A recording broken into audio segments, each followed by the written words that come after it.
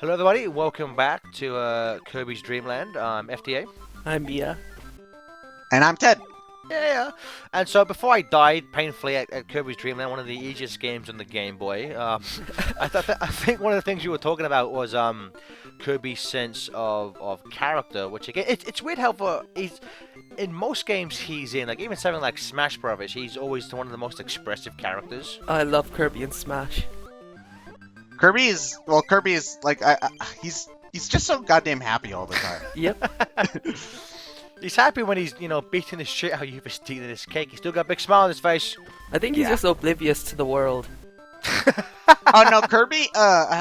Have any of you guys watched the Kirby anime? Yeah. I've seen He's a random baby in it. episodes. Yeah. Okay, so I watched a lot of that because back when I was young, it was actually airing on 4Kids TV / the Fox Box / whatever. So I watched the show on Saturday mornings a lot. And for what it's worth, I think the show actually does hold up.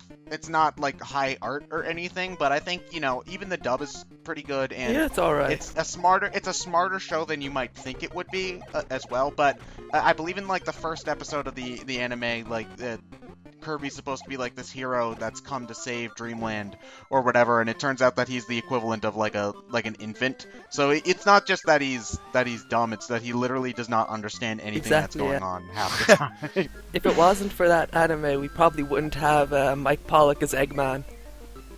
Oh, wait, really? I think that's why according to his website, it says that the 4Kids team wanted him on from his performance. It might have also been from his other stuff with 4Kids as well, though. What did he voice in Kirby? He was the police officer. Yeah, he was a bunch of random people in Kirby. But see, maybe it's just my memory being bad, but I always thought that Sonic X came out before the Kirby anime did. No, I believe... Hold on, I'm gonna have to. I'll pull up some Wikipedia stuff. So give me just a moment. I always thought this was funny that in this thing that they gave you multiple full health tomatoes. Like, what's the point? You don't need more than one, you crazy bastards. Well, there's stuff falling down. If you're playing on hard mode, there's like Gordos and stuff in there, right? So. Yeah, I think on hard mode maybe. I will say though again, Kirby is hands down, along with Sonic and Mega Man, is one of my favorite franchises for music. Yeah. Yeah. Gareth, I just checked. Kirby, right back at you, started in 2001. Sonic X wasn't until 2003. So. Okay. Yeah. But no, this series I think has some of the best music, but it's not really. It's very underappreciated, I think. Yeah. Is one of those things. But I love the soundtrack, especially to Kirby 64 and Adventure. I think have some of the best soundtracks just in games. Period. I love how it almost sounds like if you put Danny Elfman in charge of a children's game, it's just big and bombastic. I love it. Like that's why I love the modern games, because they give him full proper instruments, because it all just sounded like big. Like Kirby's just very big and bombastic with his bass. And again, this theme here, DDD's theme, hands down one of my favorite themes in video game history. It's just fantastic. I loves it. I like it too. The only problem with the version that they have in Dreamland 1, I don't think it was until Superstar where they added the second verse, for lack of a better word, into where it goes like Yeah. You don't get that part until Superstar, and I think that's the point where the song elevates to true greatness, because it's a little bit repetitive with just the first part, but it's gone now because we're doing the boss rush. This is something that never got brought back in a Kirby game, is this weird Mega Man boss rushy kind of section at the very end. I always thought it was weird how to get into the boss you have to jump into yourself. I was like, what kind of weird metaphorical shit is Kirby trying to teach us? Yeah. That never really made any sense to me. Yeah, I got nothing. Nope, no idea. We gotta fight Wispy again. Fuck you, Wispy Woods. Honestly, this is probably the hardest part of the game, because you've only, especially if you haven't been good about lives, because I don't think you get a lot of heals in this section. I think getting through the boss rush is harder than DDD himself, because DDD's honestly not that bad. He's pretty easy. Yeah, again, this is the moment that during the the really bad Nintendo fun run I did of this. This is the section that kept fucking me over, was the boss rush. Oh yeah, you died a handful of times on the boss rush, if I remember correctly. Yes, I did. It was more than a handful. It was. I think I did about 3 continues worth of lives. Which, to be fair, they do. I think they do give you infinite. How do I English? Continues. Yeah, Kirby is safe like that.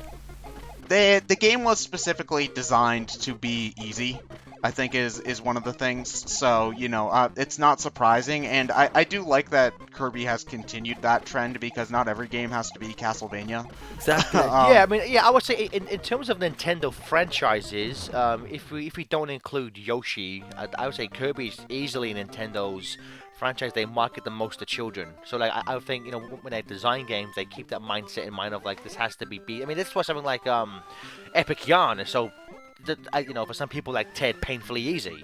I think Epic Yarn goes a little bit too far, because there is no way to die.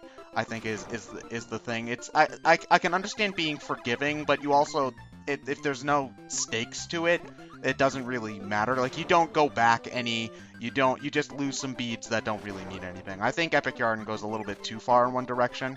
Not that Kirby games are ever like hand-holdy either, because especially if you're going for 100%, some of the have you ever tried to do the True Arena, man? Because it's not.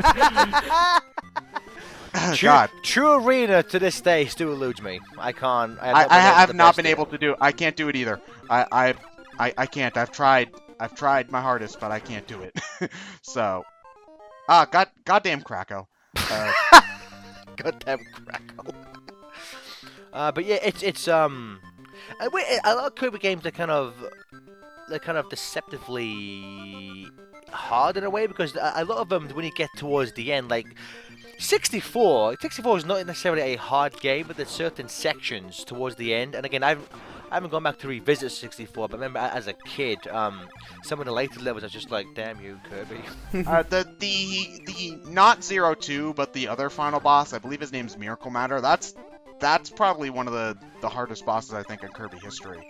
Because that's one of the very few bosses outside of Kirby, the first Kirby's Dream Land, where you really can't use power-ups to hurt him. Like, I think you have to shoot back you have to shoot back stars that are like, he has like different elemental modes, so when he's in fire mode, you can only hurt him with fire stars. So you can't really, you can bring a power-up in there, but you got to get rid of it eventually, so. It is weird how like everyone talks about 02, because I mean it's insane that there was a Kirby game. It's again, as we probably Nintendo's most child-friendly franchise, whose final boss is you have to shoot glass into its eye, and it visibly bleeds on screen. It's weird how everyone gives props to that, but as Ted said, the fake final boss, which if you don't have all the crystal shards, is a lot more of a dickhead to play than 02. Oh no, 02 is creepy, and I love him, and his boss theme's amazing, but he's not nearly as hard as I think his name's Miracle Matter. I'd have to double check, but he's not nearly as difficult. Also, these guys are from a different HAL game, I think. Yep, Lululu. These are Lululu and La La La. I actually had the Adventures of Lululu 2, I believe, and it was weird. I remember it's basically just a simple puzzle game. But there was a thing where like if you basically had to like push blocks and shit to like get to the end of the level. But if you messed up and couldn't move anywhere, there was a button to commit seppuku. It's kind of weird. I don't know why, but I love the fact that it's a common theme. You will fight DDD in a boxing ring. Yeah. I don't know why, but I just love his wacky animations. I know.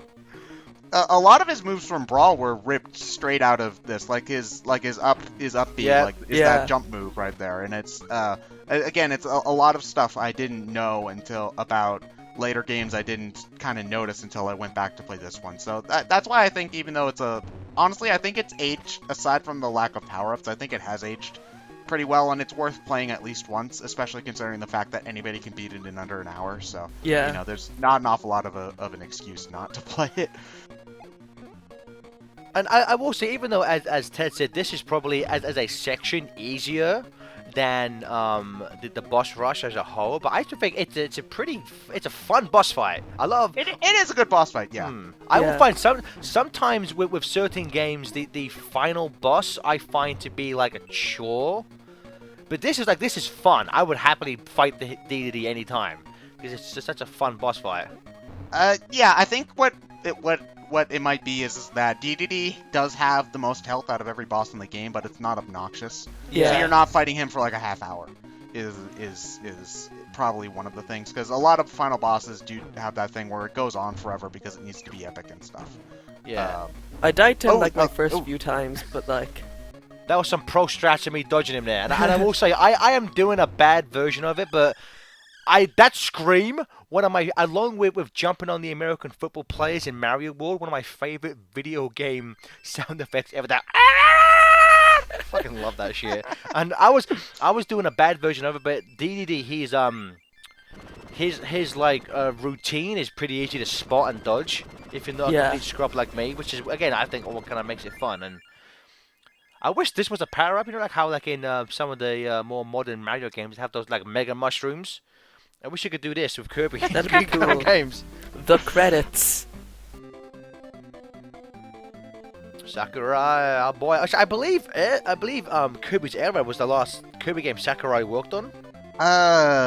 Maybe I think Sunday Rain. Sunday Rain. I don't think he's worked on any of the main platformers since then, and you know that doesn't necessarily mean that they're bad. Again, like Kirby Triple Deluxe on the 3DS is probably my second favorite Kirby game total, after 64, which is my favorite.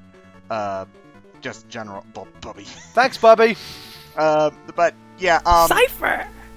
yeah. The, yeah, Air Ride, I believe, is the last Kirby game Sakurai had direct involvement with. I think after that he did Meteos, I think, on DS, and then Smash Brothers and Kid Icarus. So, but yeah, you know, Sakurai, I do think is a pretty good developer. He knows how to make something that's fun. Well, he when he's clearly- not putting in yeah. tripping game use. He still has a love for Kirby because of how like overpowered Kirby, DDD, and Meta Knight are in the Yeah. Smash Brothers series. Now, anything that Sakurai works on gets way more attention than anything else in Smash Brothers. Like, if you look at the list of remixes for Kirby games in Smash as opposed to other things in Kid Icarus, and you can do hard mode now, Gareth. Hard mode, as again, watch the Nintendo-thon run for that. But when you complete hard mode, it actually gives you a code to unlock debug mode. It's not as fun as Sonic the Hedgehog's debug mode is, but it's it's whatever. I did not know that. Yeah. I think debug mode is like down and B or something like that. I forget exactly, but yeah. But also to go off what you were saying, also if you watch the Subspace Missionary story mode from Brawl, all of the Kirby characters have major plot lines in that and like affect the story dramatically. Well, look, the other ones And don't. like half of the other characters don't do anything. Like Olimar's just there, Donkey Kong's just there. Sonic shows up at the last 5 seconds, you know. Yep. So you can tell when Sakurai likes a franchise more than others. Very true. So, do you guys want to maybe just sum up your final thoughts of Kirby's Amazing Dreamland Adventure? It's a good game. Ted?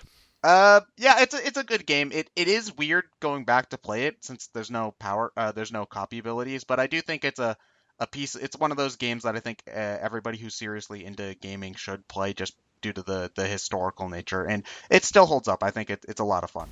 It's Also, fun. DDD is Bay. Yes. DDD is best waifu. It does have first game syndrome when you go back to play it, but again, as Ted and Mia said, I heartily recommend it. So, thank you everyone for watching it, and Mia and Ted, anything you want to plug before we say farewell? Not really.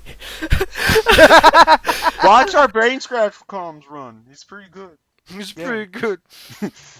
Okay, guys. Well, thank you so much, and we'll see you again on another LP, maybe, possibly. Goodbye. Bye bye. Later.